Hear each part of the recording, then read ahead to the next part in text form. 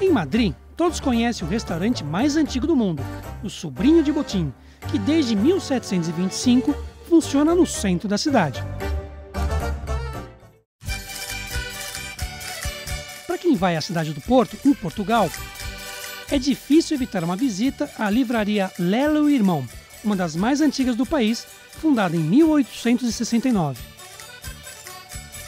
Lugares assim merecem ser preservados, não só porque têm o charme de outras épocas, mas porque contam uma parte da história dessas cidades. São Paulo não é muito antiga, mas também tem lugares que preservam a identidade dos paulistanos e que resistem bravamente à tendência de atropelar a memória com novas construções. Tem cada vez mais gente interessada em descobrir lugares assim. É o seu caso? Então vem comigo, porque a gente vai visitar um dos mais antigos empórios da cidade de São Paulo. Pode entrar! Essa é a Casa Godinho. Ela foi fundada em 1888, na Praça da Sé, mas desde 1923 está aqui, na Rua Líbero Badaró, bem no centrão da cidade. Ela preserva o clima das antigas mercearias, prateleiras de madeira, atendimento no balcão à moda antiga e uma mistura inebriante de queijos, azeites, vinhos, entre outras coisas.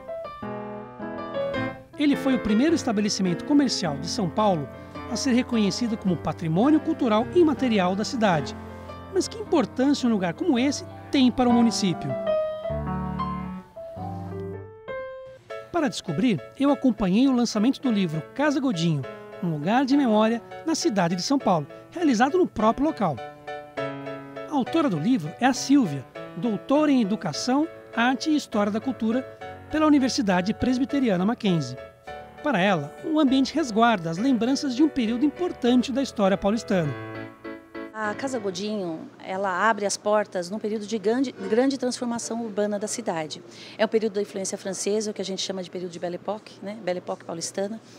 Ela abre essas portas e ela caminha junto com a história da cidade de São Paulo. Ela cresce nesse período junto com a história da cidade. Na época em que a Casa Godinho foi aberta, era difícil encontrar produtos de qualidade ou importados em São Paulo. Era preciso buscar empórios especializados, lugares que eram frequentados pela elite da cidade, ou por imigrantes em busca de produtos do seu país de origem. Os tempos mudaram.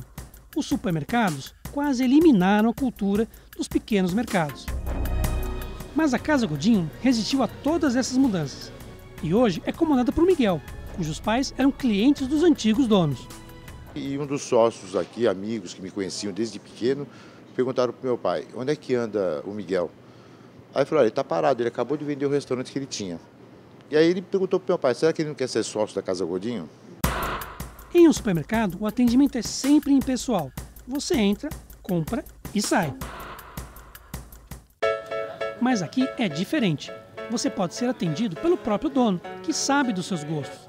Você acaba se sentindo acolhido. Lugares assim estão ficando raros. É por isso que, após tantos anos, muitos clientes continuam fiéis. A gente percebe o carinho com que eles vêm aqui. Eles vêm aqui, muitos nem compram, nem gastam dinheiro. Eu falo assim, eu só vim aqui para matar saudade, para relembrar da minha infância. Eu me lembro que eu vim aqui quando eu era pequenininha, com meu pai. Tinha uma senhora que me dava uma bolachinha toda vez que eu vim aqui. Então, eu só quero matar saudade. Eu falo, você está em casa, fica à vontade. Historicamente, o centro de São Paulo teve uma ocupação mista. Apartamentos luxuosos se misturaram com pensões baratas. Pequenos escritórios surgiram ao lado de grandes lojas.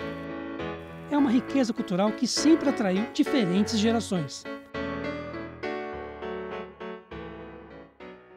A Casa Godinho, ou esse centro de São Paulo, ele estabelece uma espécie de conexão de gerações, né?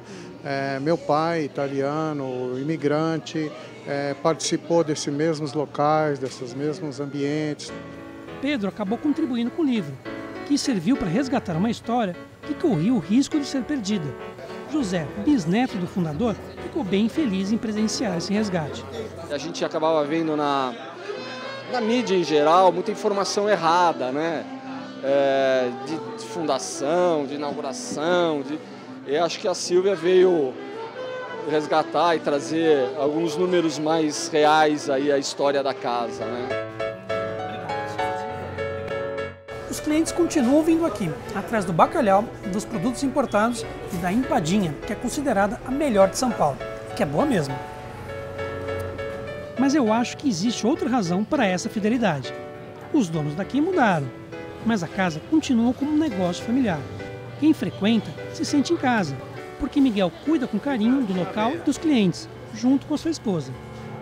Você tem que ter muito cuidado ao lidar com o teu cliente. Você tem que ter muita atenção com ele, né? Para ter uma ideia, eu chego para trabalhar aqui todos os dias às 4h30 da manhã. Eu sinto falta de lugares assim em São Paulo, que fazem você se sentir bem acolhido. Para mim, é em lugares assim que se descobre a verdadeira cara de uma cidade. E é isso que Silvia está tentando preservar. Nós estamos vivendo um período de grandes mudanças, né? Então, essas memórias, se elas não são registradas, elas se perdem no tempo. Por quê? Embora elas venham de geração para geração, de pai para filho, para o neto, o registro se perde quando esses se vão, entendeu? Então, é importante esse resgate da identidade do paulistano. Silvia, Miguel, estão todos tentando preservar a história de São Paulo. Eles sabem que essa história não é registrada apenas por monumentos, palácios e casarões. Ela está guardada em lugares como esse. Descubra você também as histórias que São Paulo tem para contar.